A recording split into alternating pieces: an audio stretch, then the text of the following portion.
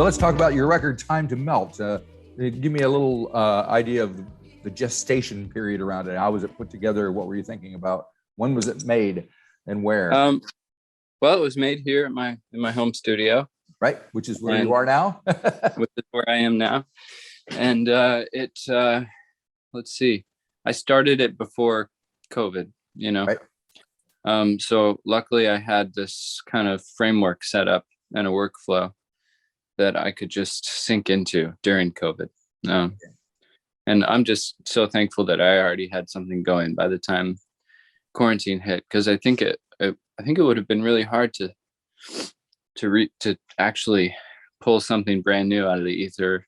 Right. And it was such a tumultuous time, obviously. So I kind of just sheltered away in this record and, pursued all my weird ideas and just, I was really looking for those magic feelings that I used to get when I was a kid, learning how to play music, and just kind of reconnecting with that feeling of wonder, and just like exploring things just for the sake of exploring.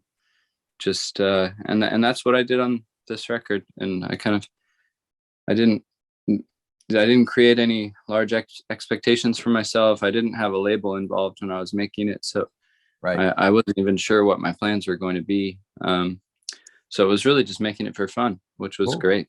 So now it's being released on Fat Possum, right? It's true. Yeah. How'd that happen? My friend who manages Big Thief works with Fat Possum also, and he slid them the record, and nice. They dug it, and the rest is history. Yeah.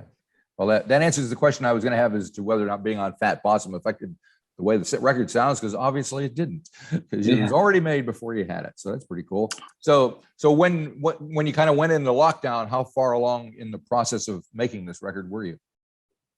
I maybe 40%. Yeah. I wasn't quite halfway there with the songs that I wanted to include. And I was definitely not there with the arrangements.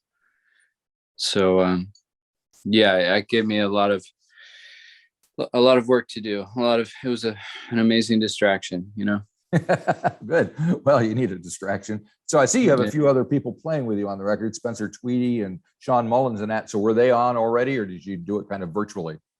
It was all virtual. I was testing myself to see how much I could do myself, because I play most of the studio instruments.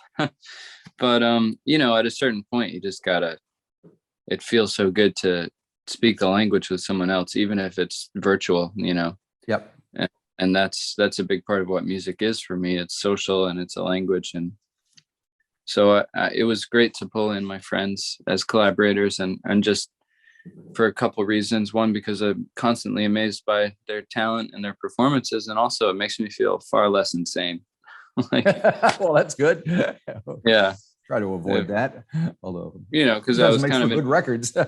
Yeah. I was in my own little world, and it was great to like be able to share it with someone, and for them to say, yeah, it sounds good. Right. That thing, like you're not crazy.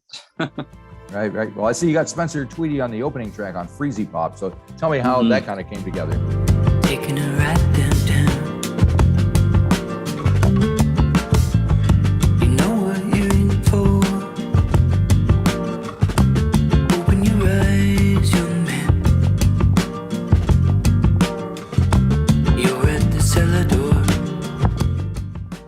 I think I played a drum part, and I sent him the whole song as I envisioned it.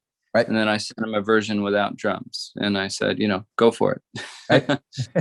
And he did, and he sent it back a couple days later. He was so fast, and I loved his performance. I kept the whole thing, didn't touch it, and it was awesome. It just brought a new life to the groove.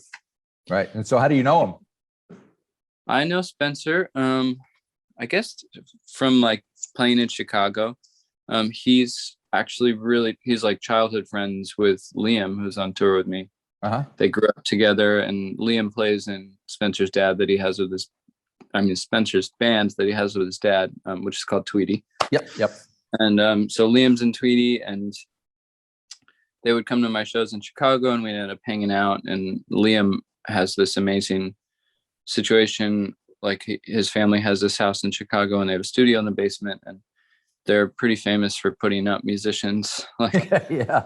whenever you go there, you never know who you're going to run into. Basically, it's just they're that kind of family, just so sweet and hospitable. But anyway, so yeah, I just got connected with Chicago, and Spencer is so sweet, and he loves to talk about music and talk about the back end and the production side of things. And he wrote a book even about that stuff that I got a page in. So there you go. Yeah. That's great. Yeah. There's another track called Easy to Love that I wanted to touch on because it's got a lot of brass. I think you made a video for it as well, but you got trombone and trumpet and sax and all very brassy, which is a little bit of a departure from the rest of the record.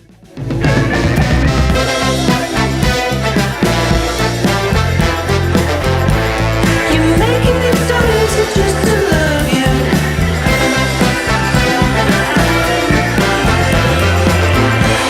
You're making it so easy just to love you. Totally. Yeah, it's like it's kind of an odd man out, I guess. I wasn't even sure if I was going to include it, but Fat Possum was like what they wanted to lead with. So yeah, it's there. I think it's like a splash of water in the face or something. It's like it's an eclectic record. I learned how to make records by emulating like the White Album, I think, which is my downfall. White Album. Oh, there you go. So none of my records can be truly consistent or stay in a lane, and that's something I'm working on. But that's just how it ended up, and it's fun. I mean, it's nice to end things with a bang sometimes. Right. Well, and also there's a lyric in there about your friends are back at home in the city crunching numbers and you ran away. So yeah, that's kind of you in a nutshell, is it? You're mighty happy to be out of New York? Mighty happy. Yeah. I mean, I still hustle and I work pretty consistently. I'm not lazing around, but it's nice to be out of the city. It's, I spent 10 years there, and I feel like I did my time, and I got a lot out of New York, and I learned how to hustle, Right. I learned how to work hard and be diligent and make friends and all of that. So do you have a gig at the Bowery Ballroom in a couple of days? I do. November 3rd. Yeah, it's coming up. So is it kind of like a homecoming for you in kind of reverse? It is a homecoming, actually. I mean, I've had Bowery Ballroom in my sights for a long time. I've played there before, but never as a headliner, Yep. So it's a big deal for me. It's a big checklist, checkbox, bucket list. So what are the live gigs like? Especially, are they different now than they were, pre-COVID? Everything's pre and post. Yeah, I mean, like I said, I'm just reconnecting with that version of myself that, being up on stage and doing the dance. But it feels good. People are really supportive. The people buying merch they're buying more merch than they ever were. Everyone is very supportive. So it feels good to be out there. Cool. I have another song called Knock Knock, which is kind of paints a bit of a bleak picture of the US. Mm-hmm. Yeah, what's on your mind? Living in America, we got our drugs and hope for payday.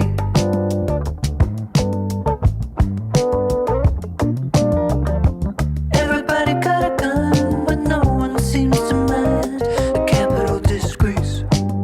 Well, it's how can you, as Nina Simone says, how can you be an artist and not reflect the times? And sometimes you just got to say what's going on. I think it's pretty straightforward.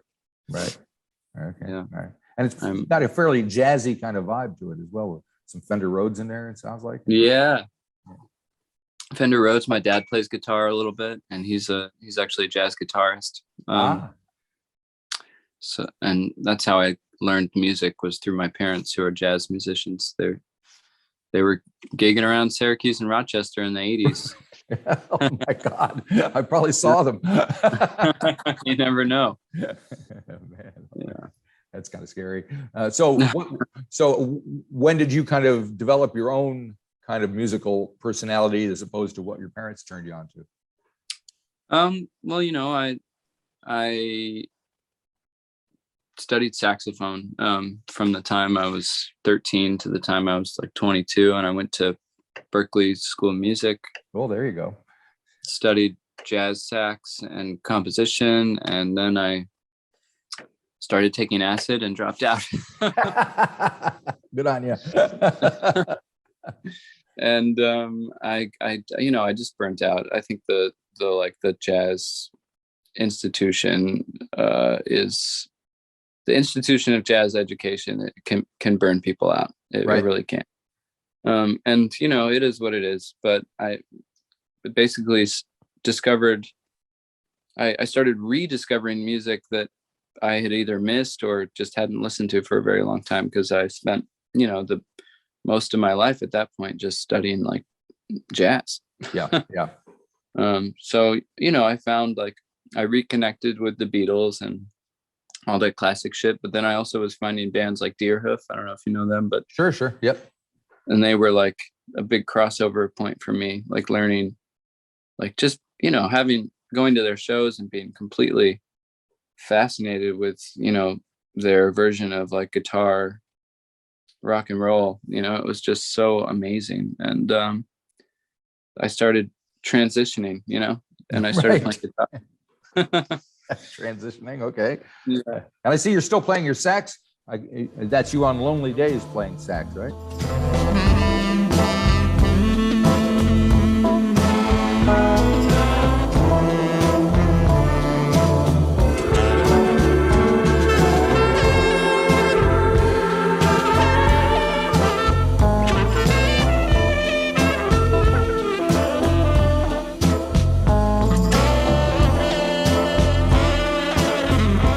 Yeah, I'm getting back into it. I put it down for about 10 years. Like the whole time I was living in New York, I didn't touch the saxophone, but I'm picking it up again. It's like a weird thing. Now that I'm older and I've had time away, I feel like it'd be silly to completely neglect it, because I spent so much time learning how to do it, and it's such a strange instrument to be able to play. It's right. It's like a series of tubes that make sound. That's pretty cool. It's an early synthesizer. It's a cool instrument. And did you have to kind of get your chops back in order to play again? Yeah, my I think I actually sound better now, because my favorite horn players were always the ones that kind of sounded like old men, just like been around the block and maybe loosened up their chops a bit. And that's kind of where I'm at. Like I can't, like I still have the finger muscle memory. Like I can still do all the scales and all that shit, but my mouth, like the muscles aren't there quite yet. So it's just a little softer, Yeah. I mean, it's interesting about it. I tried to play trumpet when I was little, and I got hit in the mouth with a baseball, so it knocked my tooth out, and that was the end of my trumpet playing. But I know the fingering. I just don't. The mouth won't work. So, but it's weird how the brain works like that. It's funny. Yeah, muscle memory is the trip. Now you have a couple other folks on your record. Your friend Hannah, and there's somebody named Katie von Schleicher or something along those lines. I'm probably massacring her name. Yeah. And tell me about them and how they fit in with the big scheme of things. Well, Hannah is my partner. We live together. We run this studio together. And we make music together, obviously. Right. And Katie's amazing. She actually conceived the cover art. Oh, great. My friend Josh shot it, but that was all Katie's idea. And she's a musician as well. Her records are fantastic. And just multi-dimensional artist, super talented. She does production and graphic design, and she works at a label called Bada Bing in New York. Yeah. Puts out records. She's basically the label manager. She does so much. Okay. And one other name I just wanted to touch on is Sean Mullins, who plays drums on your record. Is that the Sean Mullins that I'm familiar with from other things, or is it a different one? I'm not sure which one you're familiar with. I only know one, and he plays drums with other people too. I think it's a different one then, because this guy's a kind of singer-songwriter kind of guy. Oh, okay. No. Sean is Brooklyn guy. Great session drummer, amazing keyboardist.